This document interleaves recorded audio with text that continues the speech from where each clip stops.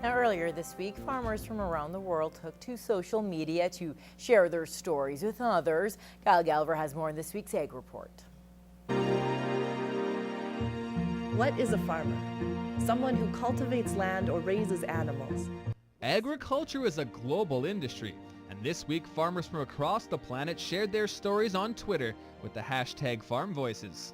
We had a lot of pictures coming through and a lot of really great stories from all around the world, and it was a really successful day.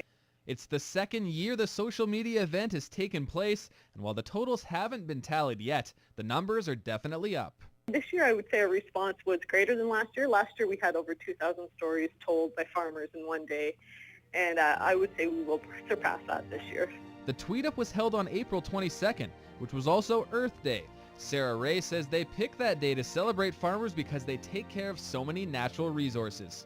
Organizers also wanted producers to share some of the challenges they deal with on a daily basis. A big issue that I think a lot of people don't understand is the depletion of the family farm and how many young producers are actually struggling to continue to farm their own operations or side by side with their families. Ray says social media is a great tool for farmers because it allows them to interact directly with the consumers. A lot of what the food system is beginning to change and be shaped into a new system, and I think that they should be aware of how their choices affect that. Kyle Galver, Newcap News. We're here back in the border city. The route is giving visitors a taste of Africa this week as they host a special art exhibit by a Namibian man who works with leather. Bart Padiasic has more on artist Hendrik Vrey and his unique story. Stroke by stroke, with an electric solder in hand, Hendrik Vrey carefully draws a picturesque African scene onto cowhide, burning pictures into leather. It's an art form not common to the area, but it's something Vrey has been working with for more than 40 years. He started with burning on wood with hot irons. So you put in the fire and burning on wood, and then he started to develop. The art form is pyrography, and he's probably the world's leader in pyrography now. Originally training to be an architect, his speech impediment held him back when his university changed from written to oral exams and was asked not to continue. Heartbroken, he returned to the bush, where he watched the animals and regained his love of art. Today, his work reflects the South African countryside that he calls home. The images and the art is very representative of the African bush, the African veld, the African trees, the animals, and everything. And from Namibia to the border city, Vrey's works are hanging in homes, embassies, and state departments. For the Namibian government, when they give gifts to foreign visitors, or when their foreign minister travels abroad, they take his art, so it's hanging everywhere in the world. The exhibit will stay at the route until Saturday, when they end with a special African pancake brunch. Bart Padiasic, Newcap News.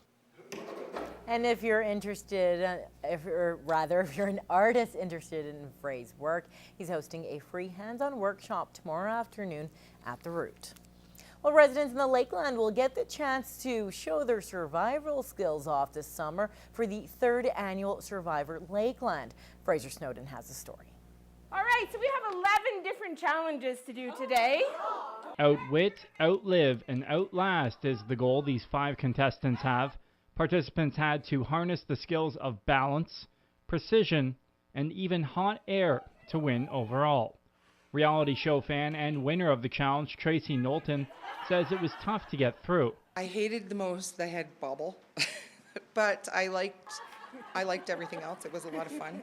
Sabrina Stens, who also stepped up to the challenge, says it was fun, but definitely challenging. And her line of work should help her if she can get involved in Survivor Lakeland independently. I'm a pretty active member in our search and rescue in town, so I do a lot of outdoor activities and a lot of survival training, so I'm hoping that comes into play a bit.